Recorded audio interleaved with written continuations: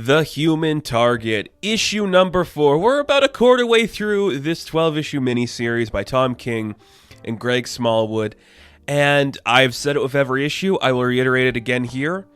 This is so much my shit, man. This is exactly the kind of stuff I want Tom King to do. The guy loves his detective story. The guy loves his noir setting. Greg Smallwood's art is legendary. It is breathtaking. It has literally changed the game, I think. It's just so crisp and clear. The colors in this are so good. The use of blue and yellow, particularly in this issue, is really special. It just adds so much flavor and fun. And I just immensely enjoy everything this book is doing. And this issue, pretty cool. I'm thinking about the last 3, and I think there's been some great stuff in all of them. It's hard to say that issue 4 is my favorite. I'm not going to say it's the worst, because it's great. I just think it's doing something different compared to the last ones, which I think is kind of cool. Now, in the previous issue, we saw how Tom King interprets the idea of Booster Gold.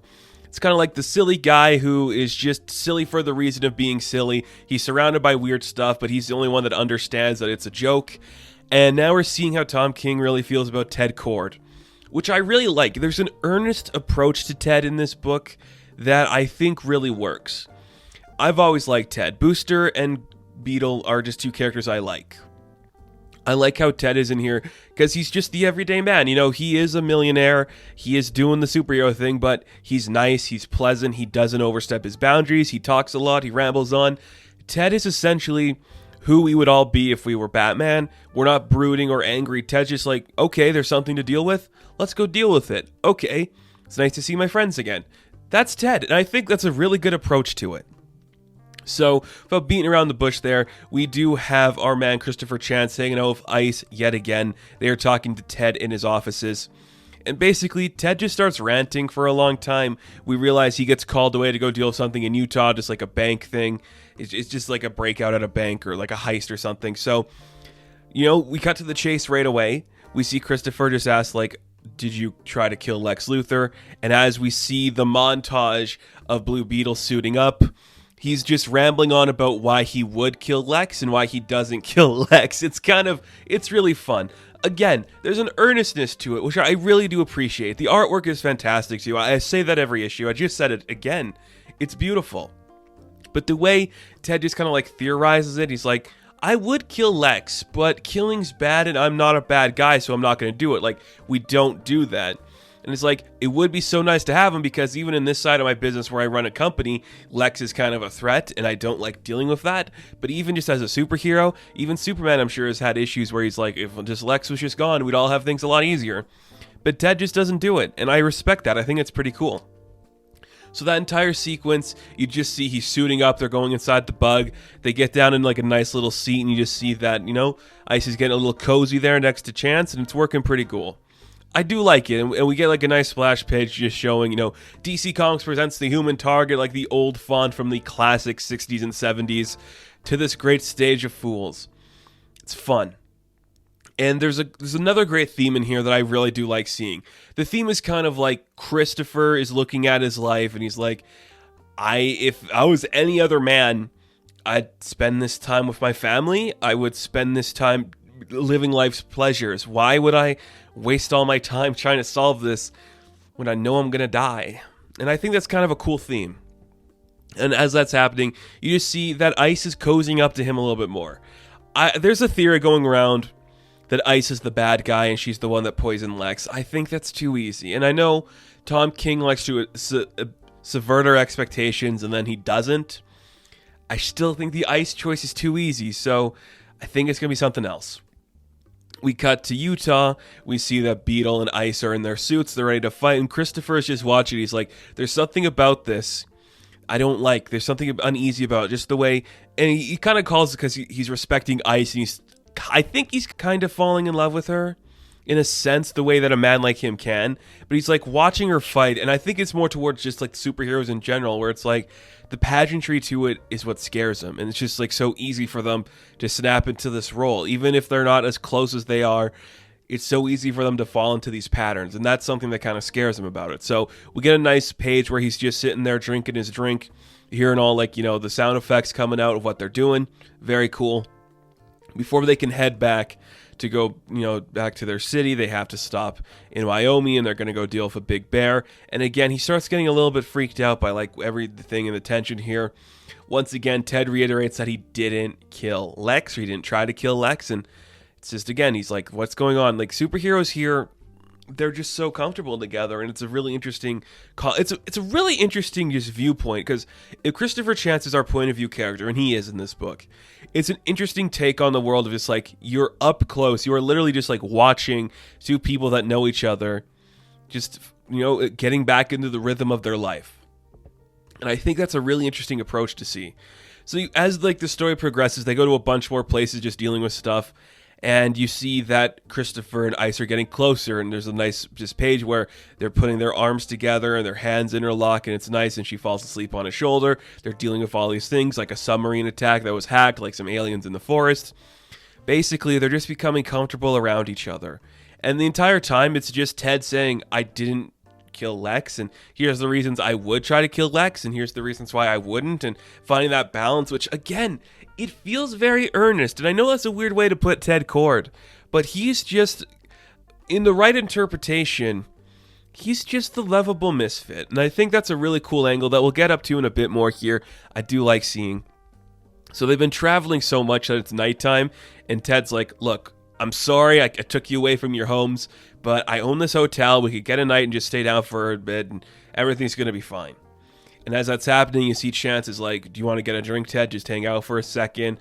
Ice is going to go to sleep. She's tired. She's going to have her day off, and she just goes to the room, and Ted and Chance are going to have a drink. And this is where the real detectiving comes in, because after the huge drinks and everything there, Ted's getting a little buzzed, and it's something we've seen Tom King do again when he wrote Ted in that Mr. Miracle book. I get it. I do. And again, there's a fine line that's being struck here where it doesn't present Ted as the joke, but it doesn't present Ted as somebody who's serious. And Christopher even says it later on as the story continues. He's like, you're a good man. You're probably one of the best men in here, and you're honest, and you're trying to help your friends in the right way, and you're trying to do the right thing. That's admirable. It's something to be respected. And I think that's kind of cool. Ted's a really complicated character that could get mixed up in the wrong things, but I do like this interpretation of Ted, and it feels authentically cool for the character.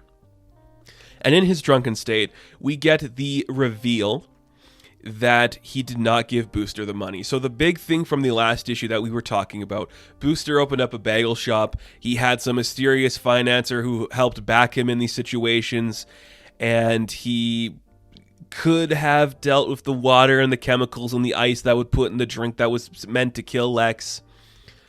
But was it Booster? We thought the mysterious benefactor was going to be Ted.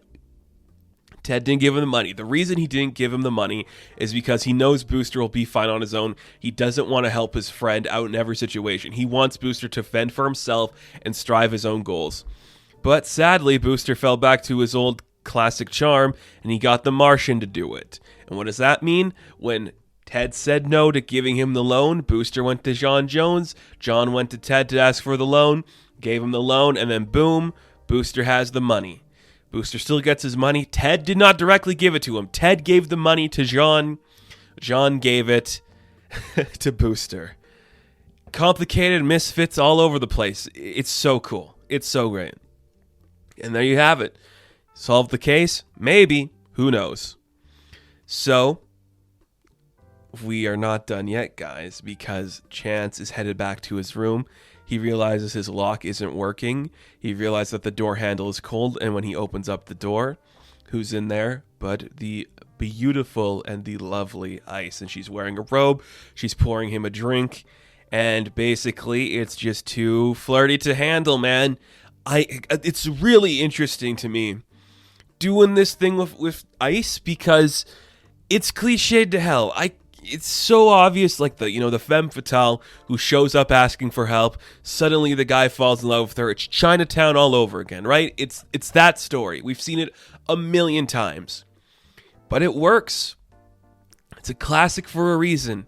And she hands him a drink, and you see that he's like, I really shouldn't be doing this. You know, she had her fun of Ted. Ted wanted the experience with Ice of being the superhero. So now we get to have our fun. And she's like, you know, it's going to get a little cold when I can't help myself.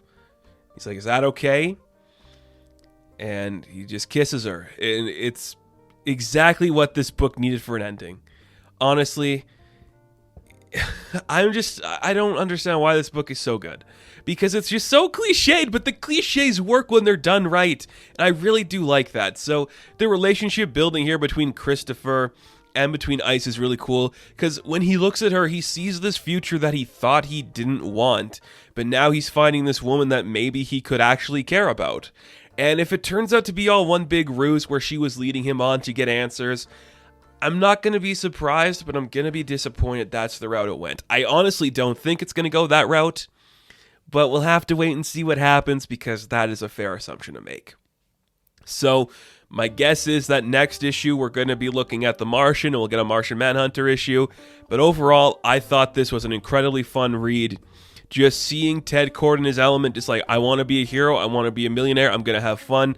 Just the ride-along character of Christopher watching these two superheroes come back into their natural progression of things. It is so fun and interesting.